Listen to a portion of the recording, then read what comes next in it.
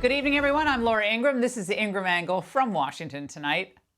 Always one step ahead. That's the focus of tonight's angle.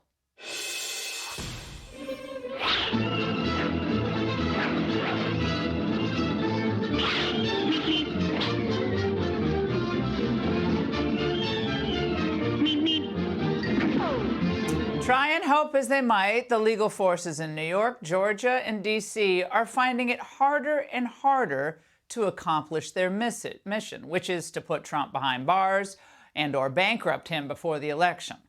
Now, today, the New York Appellate Court slashed the obscene amount Judge Ingraham ordered Trump to post to appeal the case from $454 million to $175 million.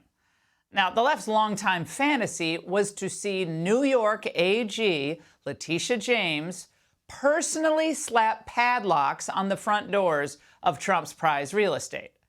Now, there was a palpable disappointment. I could hear it on the other cable nets. Kristen, it's your understanding that Trump will be able to get this lower amount of cash together, but it is worth reminding everyone that up until the 11th hour today when this ruling came down, they were struggling to find a way to pay that original bond amount. Here we go again. He continues to defy gravity and catches another lucky break. The notion that I would walk in there and have my what I owed knocked down to a third of the judgment is ludicrous. I wouldn't even ask you if that would happen for me. Of course not. And the notion that he's got 11 more days is ludicrous. And I guess my question is there a breaking point, or is this just what Trump will benefit from? Everybody always bending the rules and treating him differently? That's hilarious.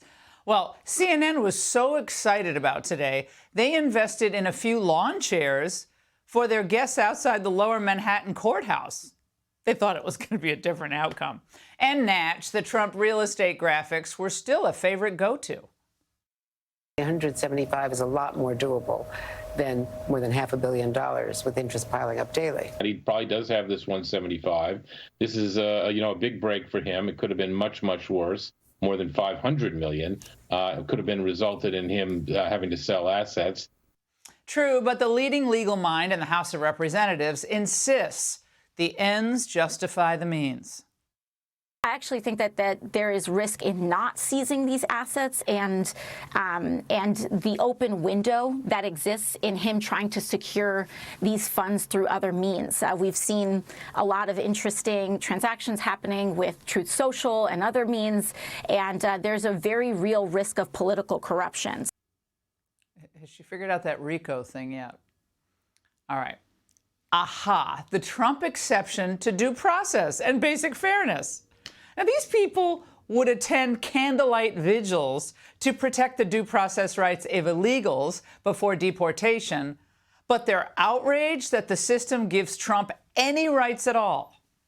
He's been around and survived all of these incredible, weighty legal and political issues, and he's still here, still a free man. I have no explanation for this, Joe. Well, if he can't wrap his cerebrum around that, he should stick to gabbing about the Red Sox. Yet another in the simpleton pundit category is Michael Steele, the failed former RNC chair. He, too, is stunned that the appellate court made a sane ruling, posting, yet again, Donald Trump gets special treatment with his own private system of justice. This makes absolutely no sense. Well, what makes no sense is that comment. So now the Never-Trumpers are so deluded, they actually, think the New York Appellate Court is MAGA? Special treatment?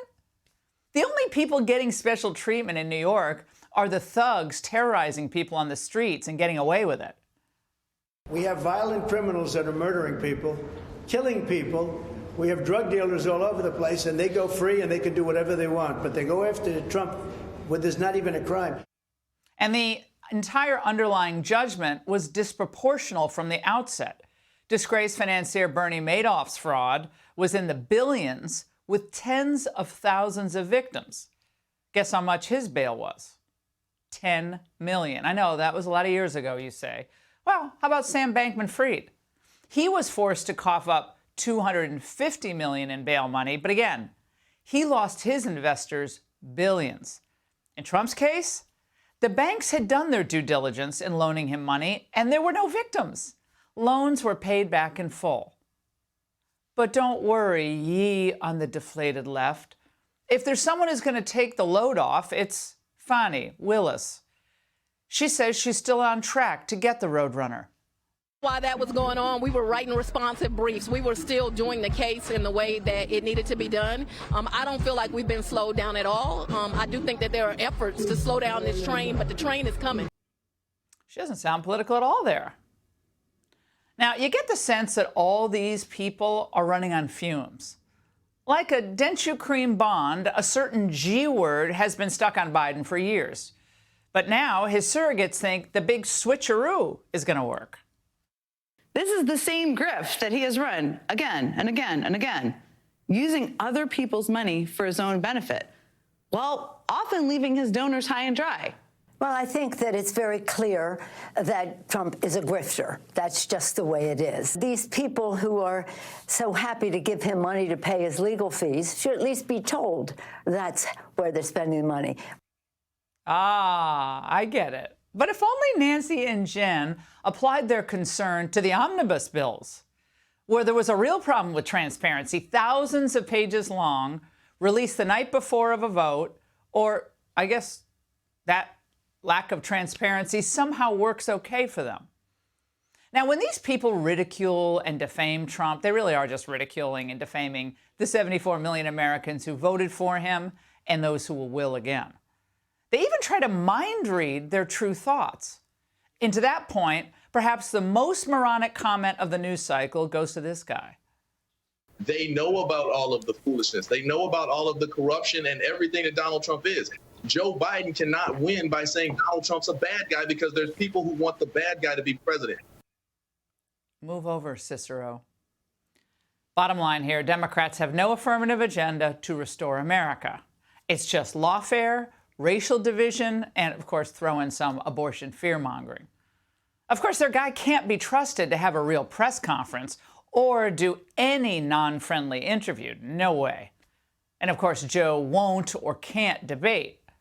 How can he defend his border? He can't. How can he defend the chaos abroad? He can't. But no problem. His surrogates do all the heavy lifting for him, and they include the corporate media. Their mantra is simple. Trump is bad, and you're bad for wanting a bad man as president. And because he's bad and you're bad, we're justified in bending the legal and political system to make sure he doesn't even have the chance to be on the ballot come November. Oh, and of course, he's Hitler as well. And that's The Angle. Hey, Sean Hannity here. Hey, click here to subscribe to Fox News YouTube page and catch our hottest interviews and most compelling analysis. You will not get it anywhere else.